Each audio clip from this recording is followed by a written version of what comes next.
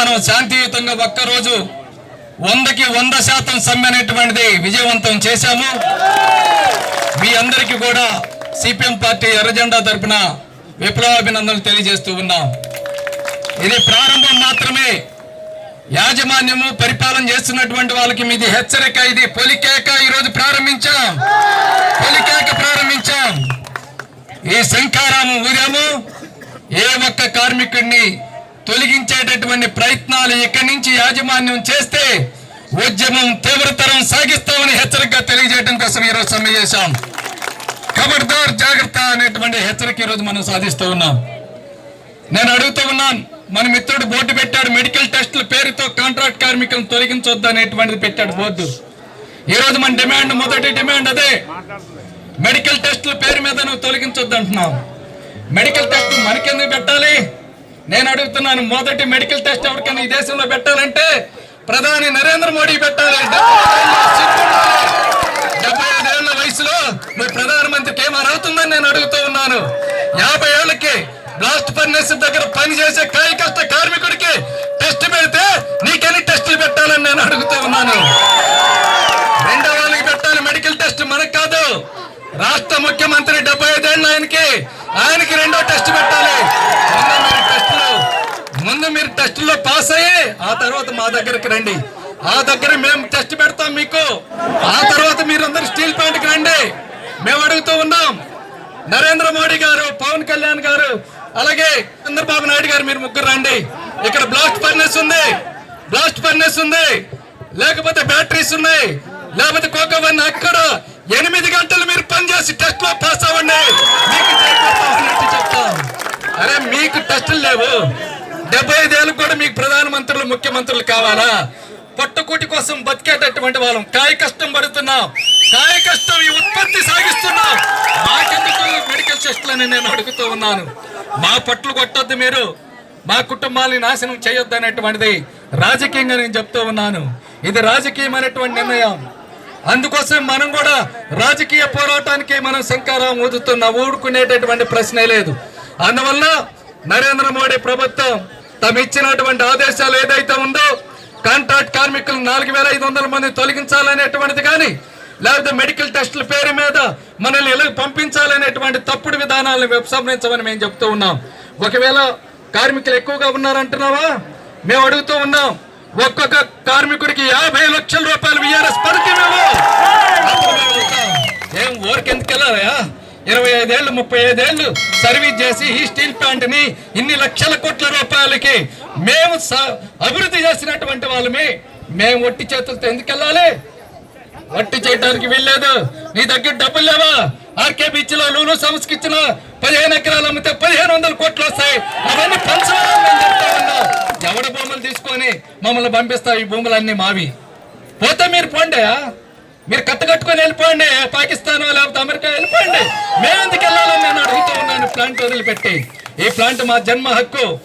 ఈ ప్లాంట్ మీద ప్రతి అణువు, ప్రతి అంగుళం మీద హక్కు మాకే ఉంది తప్ప ఇందులో పనిచేసేటటువంటి కాంట్రాక్ట్ కార్మికులు, ఇందులో పనిచేసేటటువంటి పర్మనెంట్ కార్మికులు సర్వం మాదే హక్కు తప్ప మీకే హక్కు లేదనేటువంటిది మేము హెచ్చరికగా తెలియజేస్తూ ఉన్నాం.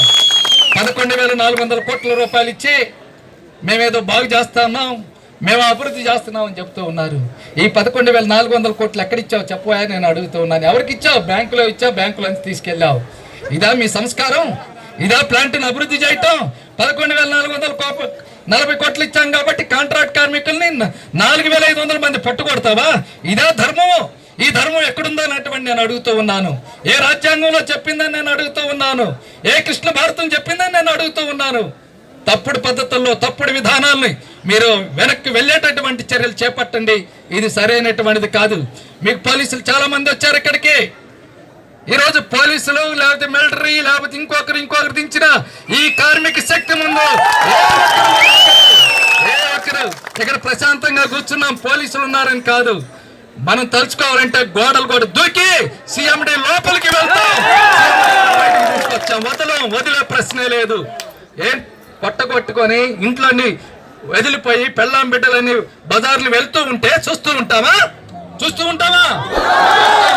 అగ్గి పిడుగులు అవుతావు, మహాకాళీలు అవుతారు, మహాకాళికలు అవుతారు. అటువంటి పరిస్థితి రాష్ట్రంలో తీసుకురావద్దనేటువంటిది నేను రాష్ట్ర ప్రభుత్వానికి, కేంద్ర బీజేపీ సర్కార్కి నేను అడుగు చెప్తూ ఉన్నాను. 2 ఎంపీలు ఉన్నారు మన విశాఖపట్నం స్టీల్ ప్లాంట్లో. ఒక ఆయన అనకాపల్లి, ఒక ఆయన విశాఖపట్నం ఎంపీలు. ఈ పార్లమెంట్ సమావేశాలు జరుగుతూ ఉన్నాయి. ఏం చేస్తున్నారని మీరు అడుగుతున్నారు. ఏ గుడ్డి గుర్రానికి పళ్ళు తవ్వుతున్నారని నేను అడుగుతూ ఉన్నాను. మీరు ఇక్కడ 4500 మంది కార్మికులను తొలగిస్తూ ఉంటే పార్లమెంట్ లో ప్రశ్న లేవదీయొద్దా? పార్లమెంటుని స్తంభింప చేయొద్దా? మీ కూటమి ఎంపీలకి 23 ఎంపీల మంది ఉన్నారు, 25 మంది ఎంపీలు ఉన్నారు. అందరు కలిపి ఏం చేస్తున్నారని నేను అడుగుతూ ఉన్నాను. ఏం చేస్తున్నారు మీరందరూ కూడా? పార్లమెంటుని స్తంభింప చేయొద్దా? స్టీల్ మంత్రిని నిలయొద్దా?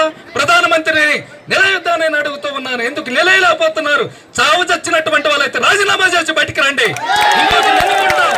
మీకు ఎందుకు ఓట్లేసాం?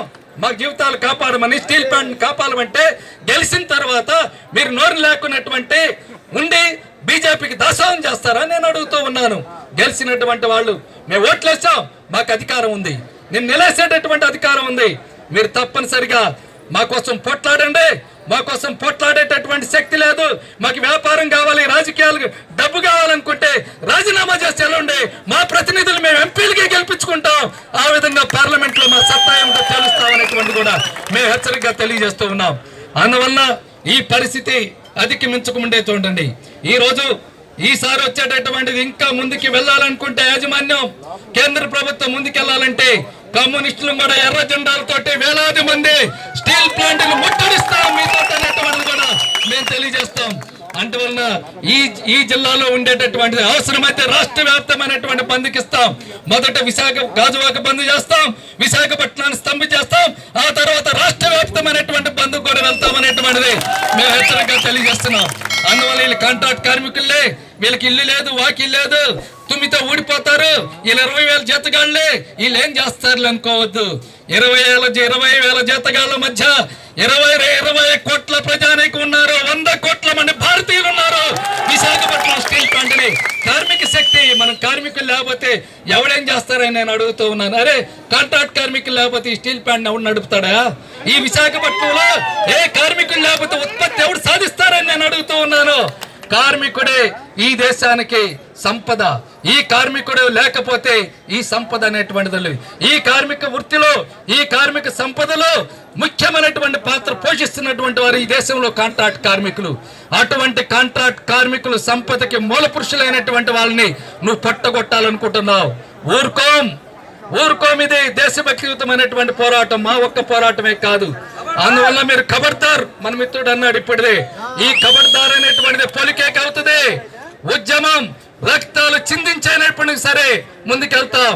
మాకు వారసత్వం ఉంది. 32 మంది ప్రాణ త్యాగం చేసినటువంటి బిడ్డలు మేము వారసత్వ కుటుంబాల నుంచి వచ్చాం తప్ప వెన్ను చూపేటటువంటి మనుషులు కాదు. ముందుకు నడుస్తాం, ఎంత దూరమే నడుస్తాం. అవతల పిరంగులు వచ్చినా, తుపాకులు వచ్చినా ముందుకే నడుస్తాం తప్ప వెనక్కి అడిగేసేటటువంటి ప్రశ్నే లేదనేటువంటిది మేము హెచ్చరికగా తెలియజేస్తున్నాం. అందువల్ల తక్షణం ఈ జిల్లాలో ఉండేటటువంటి ఎమ్మెల్యేలు, ఎంపీలు తక్షణం సమావేశం అవ్వండి. సమావేశమై రాష్ట్ర ముఖ్యమంత్రి గారు 30వ తారీఖు సమావేశాలు జరుపుతారంట విశాఖపట్నం స్టీల్ ప్లాంట్ లో వచ్చి. ఆ సమావేశాలకు ముందు కార్మిక పోరాట కమిటీ, కాంట్రాక్ట్ కార్మిక నాయకులతో సమావేశం జరపండి. ఇదే మన తీర్మానం. ఈ తీర్మానానికి ఓకేనా? ముఖ్యమంత్రి ఇక్కడికి రావాలి, అమరావతిలో కాదు. నిర్వాసితులకి ఇంకా 8,000 ఉద్యోగాలు ఇవ్వాలి. అలాగే మనం పొట్లు పట్టకూడదు. ఎక్కడికి వచ్చి చర్చించు, ఎక్కడికి వచ్చి ప్రజాక్షేత్రంలో చర్చించు.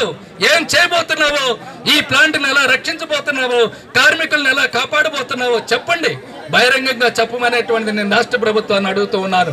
ఆ విధంగా బీజేపీ మీద ఒత్తిడి తీసుకురావడానికి నీవు శక్తి చాలకపోతే మేమందరం ఉన్నాం, మీ వెనక నడుస్తాం.